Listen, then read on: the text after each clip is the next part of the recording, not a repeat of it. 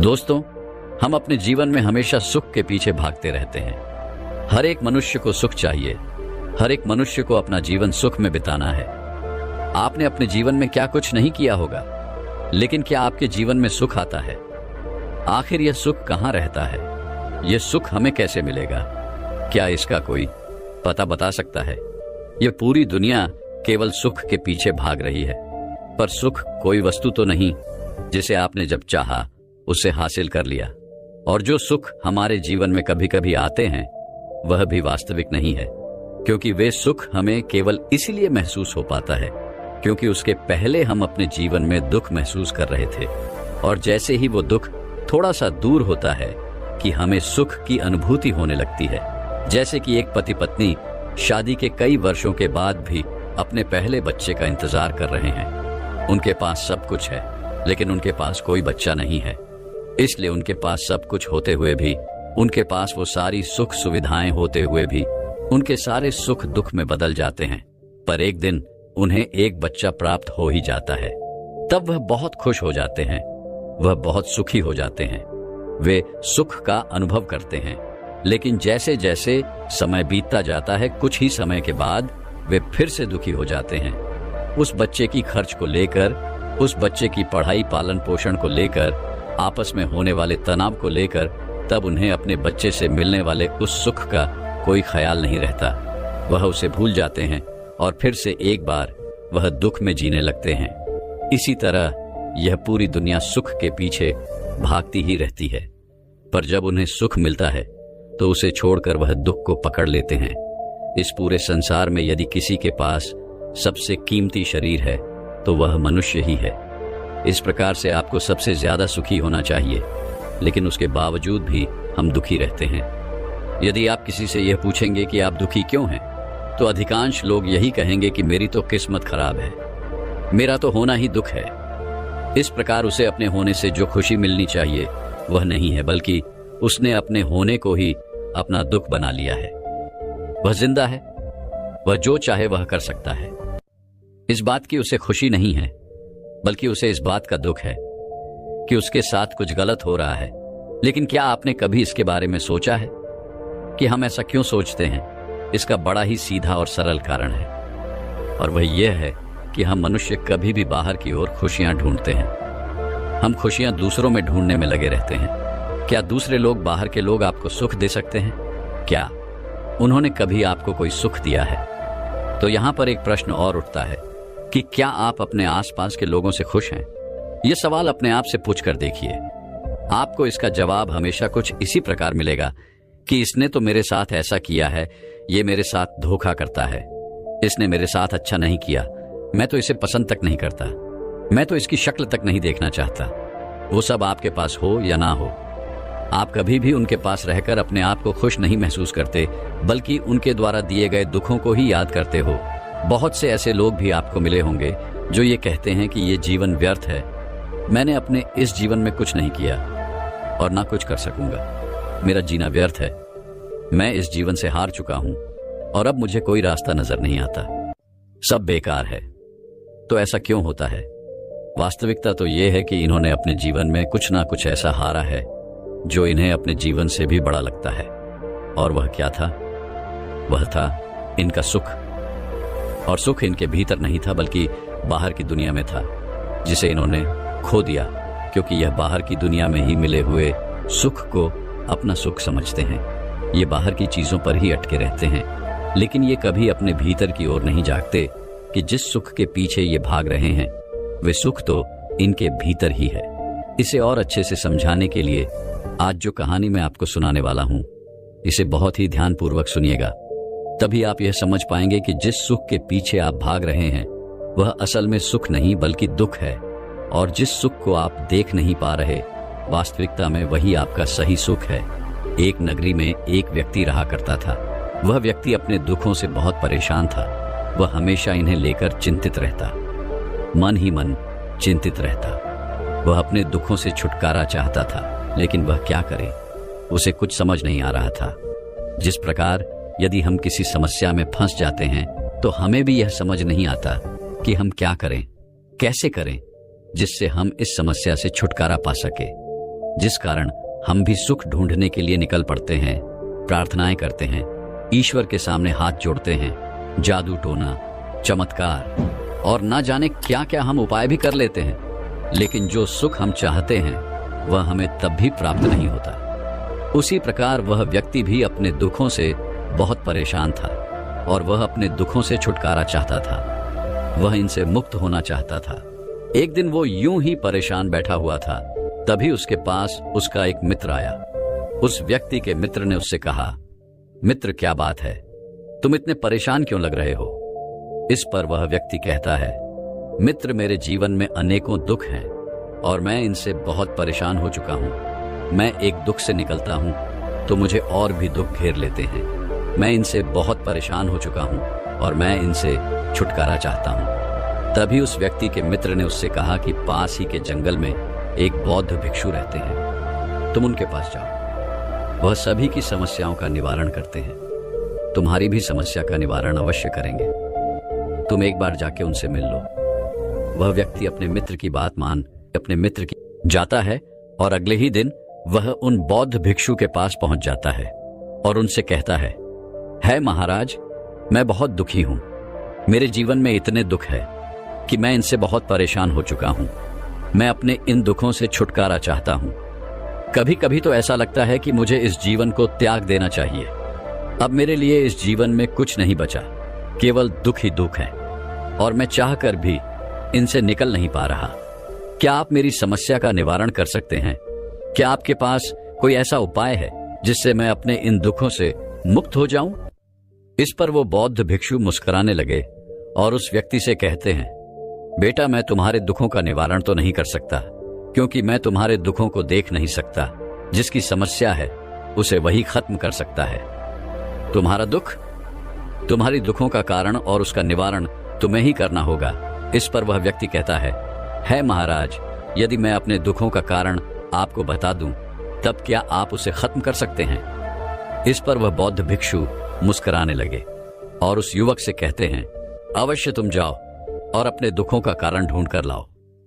वह व्यक्ति इतना सुनकर खुशी खुशी अपने घर लौट जाता है और अगले दिन उन बौद्ध भिक्षु के पास वापस आता है और कहता है महाराज, मुझे अपने दुखों का कारण मिल गया। इस पर वह बौद्ध भिक्षु कहते हैं, बहुत बढ़िया, बताओ आखिर तुम्हारे दुखों का क्या कारण है? इस पर वह व्यक्ति कहता है महाराज, मेरी पत्नी जो मेरा कहा नहीं मानती।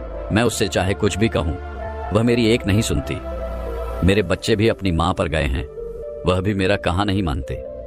यहां तक कि मेरे मित्र भी कभी मेरी मदद नहीं करते और मेरे मालिक जो मेरा वेतन काट देते हैं और मेरी तनख्वाह कभी नहीं बढ़ाते और बेवजह ही मुझे डांटते रहते हैं, फटकार लगाते रहते हैं, लोगों के सामने मुझे शर्मिंदा करते रहते हैं। और इतना ही नहीं, मेरे पड़ोस में रहने वाला वह शामू भी हर रोज नई नई वस्तुएं लाता है, जिसे देखकर मेरे मन में ईर्ष्या उत्पन्न होने लगती है। वह मुझे सामान दिखा दिखा कर जलाता है। यह बात बौद्ध भिक्षु ने बड़ी ध्यानपूर्वक सुनी और उसके बाद उस युवक से कहते हैं, चलो, तुम्हें तुम्हारे दुखों का कारण तो पता चल गया, अब अपने दुखों का निवारण भी तुम ढूंढ सकते हो। जब तुम्हें तुम्हारे दुखों का निवारण मिल जाए तब तुम मुझे आकर बता देना। वह व्यक्ति उन बौद्ध भिक्षु की यह बात सुनकर खुशी खुशी वहां से चला जाता है और अगले दिन से वह अपने दुखों का निवारण ढूंढने लगता है। वह हर एक समस्या को बड़ी बारीकी से देखता और समझता है और फिर अगले दिन वो उन बौद्ध भिक्षु के पास वापस पहुंचता है। तभी वो बौद्ध भिक्षु उस व्यक्ति से कहते हैं, क्या तुम्हें तुम्हारे दुखों का निवारण मिल गया? इस पर वह व्यक्ति जोर से हंसते हुए कहता है, हाँ महाराज, मैंने अपने दुखों का निवारण ढूंढ लिया है। इस पर वह बौद्ध भिक्षु उस युवक से कहते हैं, बहुत अच्छे, तो अब बताओ कि तुम्हारे दुखों का निवारण क्या है? तभी वह व्यक्ति उन बौद्ध भिक्षु से कहता है महाराज, यदि मेरी पत्नी मेरी बात मानी शुरू कर दे तो मुझे बुरा नहीं लगेगा और उसे देख देख कर मेरे बच्चे भी मेरी बातों का पालन करना शुरू कर देंगे, मेरा सम्मान करेंगे, मेरी बातों को अहमियत देंगे। और रही बात मेरे मित्रों की, तो जब मैं उनसे मदद मांगूं तो वह मेरी मदद अवश्य करे। और मेरा मालिक जो मुझे बात बात पर डांटता रहता है, वो मेरे कामों की प्रशंसा करने लगे, मेरा वेतन बढ़ा दे। और रही बात मेरे पड़ोसी की, तो मेरे पास उससे अधिक धन हो ताकि जो कोई भी वस्तुएं मैं खरीदूं तो मैं उसे दिखा सकूं, लेकिन वह खरीद ना पाए। इस पर वह बौद्ध भिक्षु मुस्कुराते हुए उस व्यक्ति से कहते हैं, बेटा, जब तुमने अपने दुखों का कारण भी ढूंढ लिया है और निवारण भी ढूंढ लिया है, तो जाओ अपने दुखों को सुखों में बदल दो। इस पर वह व्यक्ति उन बौद्ध भिक्षु से कहता है महाराज, पर यह कैसे संभव होगा? आपने तो मुझे कुछ बताया ही नहीं। जब तक यह संभव नहीं होगा तब तक तो मैं हमेशा दुख में ही रहूंगा। आप मुझे कोई ऐसी विधि बता दीजिए, ऐसा कोई मंत्र दे दीजिए जिससे मेरे दुखों का निवारण हो जाए। मैं जो चाहता हूं बिल्कुल वैसा ही हो। तभी वह बौद्ध भिक्षु उस युवक से कहते हैं, बेटा, जिस प्रकार का निवारण, जिस प्रकार का समाधान तुम चाहते हो, मैं वैसा कुछ नहीं करता, मैं वैसा कुछ कर भी नहीं सकता। तभी वह व्यक्ति उन बौद्ध भिक्षु से कहता है महाराज, मैंने सुना है कि एक तांत्रिक है, उसके पास ऐसी अलौकिक शक्तियां हैं जिसे वह सभी की समस्याओं का समाधान कर सकता है। मेरे मालिक का मन अच्छा कर सकता है, मेरी पत्नी की जबान बंद कर सकता है, मेरे बच्चे मेरी बात मानने लगे ऐसी व्यवस्था कर सकता है, और मेरे पास मेरे पड़ोसी से अधिक धन आ जाए, इसकी भी व्यवस्था वह अवश्य कर देगा। और रही बात मित्रों की, तो वह मेरे मित्रों में मेरा सम्मान बढ़ा देगा, जिससे मेरे मित्र मेरी हर बात मानेंगे और मेरी मदद भी करेंगे। और इसके लिए मुझे कुछ खास करने की आवश्यकता भी नहीं पड़ती। बस उस तांत्रिक को मुझे कुछ सामान देना होता है, कुछ खाने पीने की चीजें, और सब हो जाता है। इस पर वह बौद्ध भिक्षु उस युवक से कहते हैं, पर बेटा, तुमने तो यह सब करके देख लिया है, इससे तुम्हारा कोई लाभ नहीं हुआ। तभी वह व्यक्ति इसके जवाब में कहता है महाराज, मैंने ऐसा कुछ नहीं किया है। वो तो मेरा पड़ोसी है जो उनके पास जाता है। यहां तक कि मेरा मित्र, मेरी पत्नी, मेरे बच्चे और मेरा मालिक भी उन्हीं के पास जाते हैं और अपनी समस्या का समाधान आसानी से करवा लेते हैं। तभी वह बौद्ध भिक्षु उस युवक से कहते हैं, बेटा, जब तुम्हें यह सब पता है कि वह तांत्रिक इतना शक्तिशाली है, तो तुम मेरे पास क्या कर रहे हो? जाओ और अपने दुखों का निवारण कर लो। क्या पता वह तांत्रिक तुम्हारी बात मान ले और तुम्हारा जीवन सुखों से भर दे। वह बौद्ध भिक्षु के मुख से यह बात सुनकर वह व्यक्ति बड़ी प्रसन्नता के साथ वहां से चल पड़ा और उन तांत्रिक के पास पहुंचा। उस तांत्रिक ने उस युवक से कुछ पैसे ऐंठे, कुछ रीति रिवाज करवाए, कुछ मंत्र बताएं और कुछ खाने पीने की चीजें भी ले ली, और उसके बाद कुछ क्रिया करने को कहा जिससे उसका जीवन सुखों से भर जाएगा। उसने उस तांत्रिक की बात मान ली और उसने बिल्कुल वैसा ही किया जैसा कि उसे उसके तांत्रिक ने बताया था।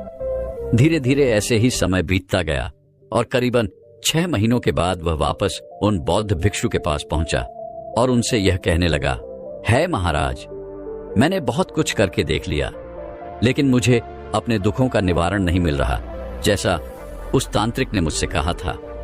मैंने वह सब कुछ भी किया, लेकिन मुझे कोई लाभ नहीं हुआ, बल्कि उस तांत्रिक ने तो मुझे लूट लिया, मेरा धन हड़प लिया, और मेरी परिस्थितियां पहले जैसी थी आज भी वैसी ही हैं। अब मैं क्या करूं? मैं पहले जैसे दुखी था, मैं आज भी वैसा ही दुखी हूं। अपनी समस्याओं का निवारण ढूंढ रहा हूं। है महाराज, क्या आप मुझे कोई निवारण दे सकते हैं? क्या आप मेरी कोई समस्या का समाधान कर सकते हैं? इस पर वह बौद्ध भिक्षु जोर से हंस पड़े और कहने लगे, इस संसार में दुख है, पर हम अपने दुखों को नहीं पहचानते, इसीलिए उसका कारण भी नहीं जान पाते। कारण नहीं जान पाते, निवारण भी होना असंभव है। इसलिए अपने आप को पहचानो, अपने आप को जानो, अपने भीतर झांको। तभी वह व्यक्ति उन बौद्ध भिक्षु से कहता है महाराज, पर इसके लिए मुझे क्या करना होगा?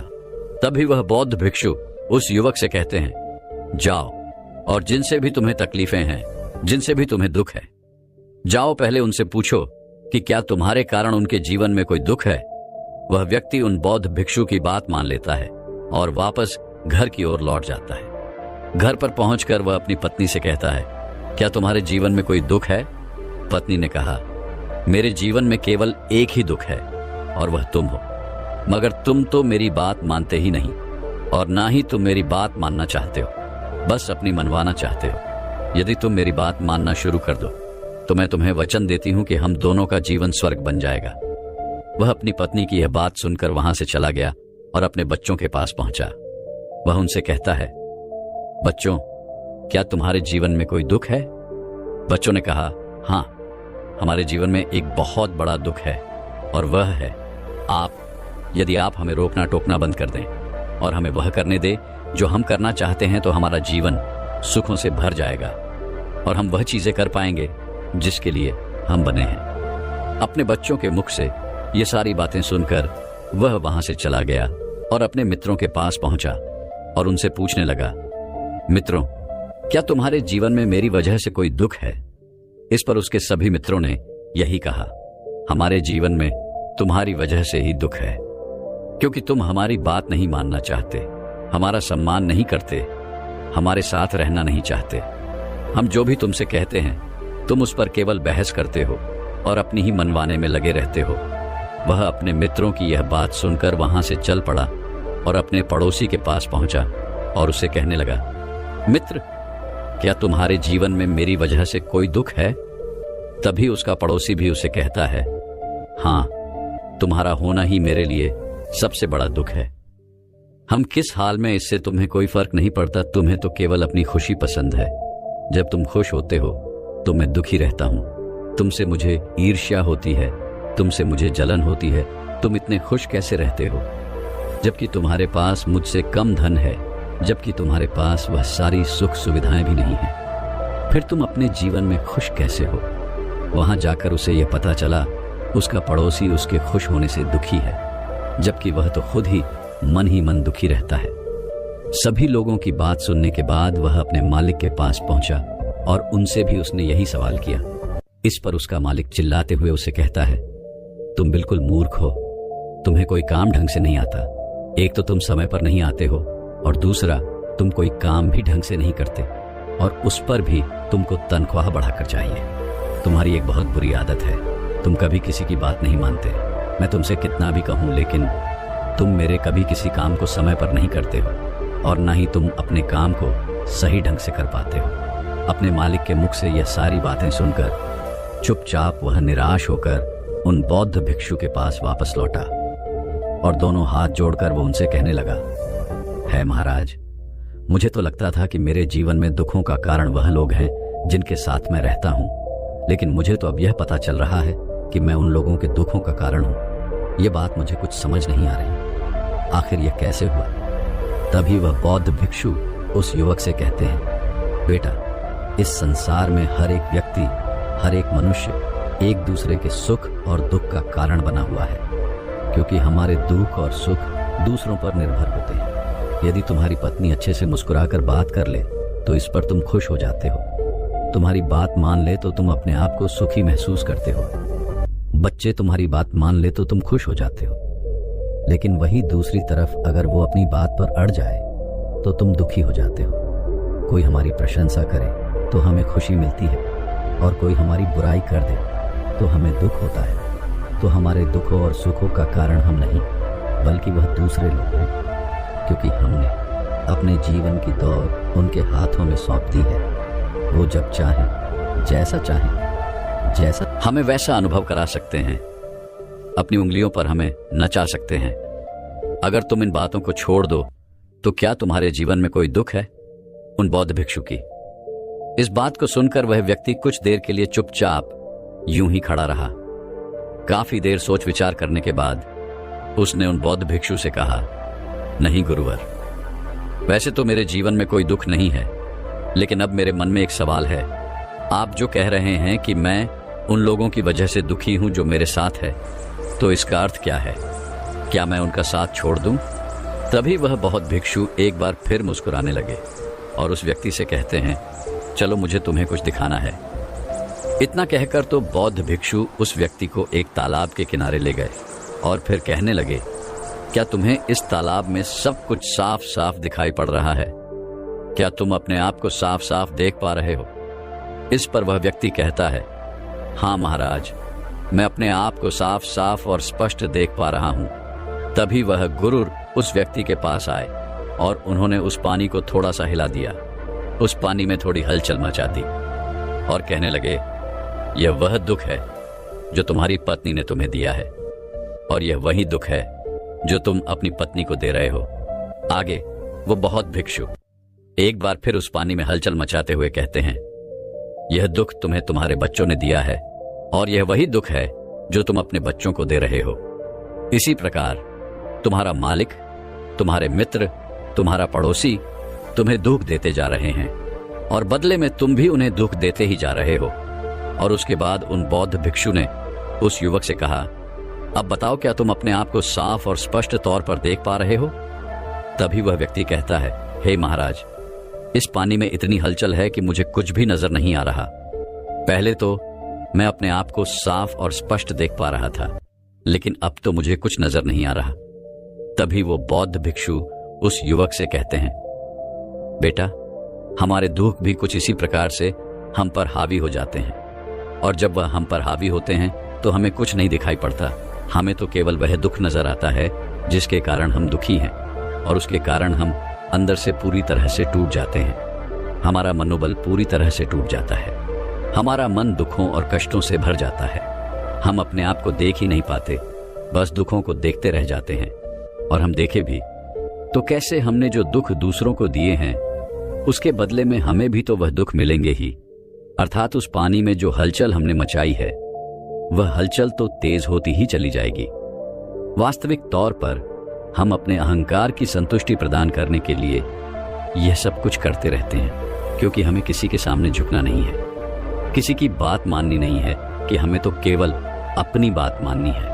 और ऐसे समय पर हम शांत रहना भूल जाते हैं। तब इसी प्रकार की लहरें लगातार पानी में उड़ती रहती हैं और वह हमें पूरी तरह से ढक लेती है, जिस कारण हम ऐसे ही दुखों में घिरे रहते हैं।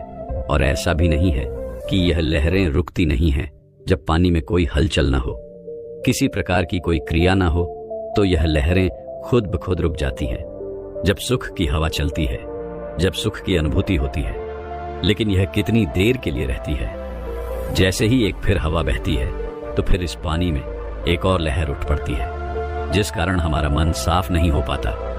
और इसी कारणवश ना तो हम अपने आप को समझ पाते हैं और ना ही देख पाते हैं। तभी बौद्ध भिक्षु आगे उस युवा से कहते हैं, बेटा, रुक जाओ, कुछ देर के लिए इस पानी को ठहरने दो। जब वह पानी ठहर गया, उसके बाद उन बौद्ध भिक्षु ने एक बार फिर उस युवक से कहा, अब क्या तुम इस पानी में अपने आप को देख पा रहे हो?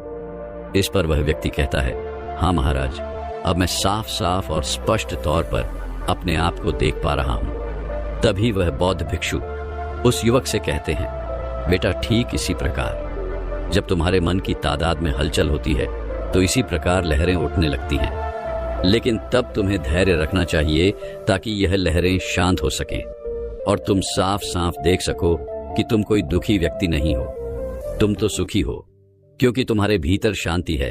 लेकिन जब तुम अपने अहंकार को साबित करने के लिए बाहर की दुनिया में लड़ पड़ते हो, यह दिखाने के लिए कि तुम श्रेष्ठ हो और तुमसे और कोई नहीं, तो ये लहरें तेज हो जाती हैं और ये लहरें इतनी तीव्र हो जाती हैं कि फिर इसके अंदर कुछ भी देख पाना असंभव हो जाता है। और तब तुम्हें दुखों का एहसास होता है और तुम्हारा पूरा जीवन इन्हीं लहरों में बहता चला जाता है। तुम अपने जीवन में उलझ कर रह जाते हो, इसे कभी शांत करने का प्रयास नहीं करते। उन बौद्ध भिक्षु की ये सारी बातें सुनकर उस व्यक्ति को अपनी गलती का एहसास हो चुका था। उसने उन बौद्ध भिक्षु को प्रणाम किया और वापस अपने घर की ओर लौट गया। इसके बाद से उसकी पत्नी, उसके बच्चे, उसके मित्र, उसका पड़ोसी, यहां तक कि उसके मालिक भी जो कुछ उससे कहते थे वो उन सब की बातें बड़ी सरलता और सहजता से स्वीकार कर लेता था, जिस कारण उसका मन कभी विचलित नहीं होता था। उसने अपनी हर समस्या का समाधान मुस्कुराते हुए किया। दोस्तों, हमारे जीवन में भी कुछ ऐसा ही होता है। हमारे दुख हमारे कारण नहीं है, ये हमेशा दूसरों के साथ उलझन से पैदा होते हैं। अगर हम अपने आप को भीतर से शांत रखें, भीतर से सुखी रखें, तो फिर बाहर चाहे जैसे भी परिस्थितियां क्यों ना हो, हम हमेशा खुशी नजर आएंगे, हम हमेशा सुखी ही नजर आएंगे।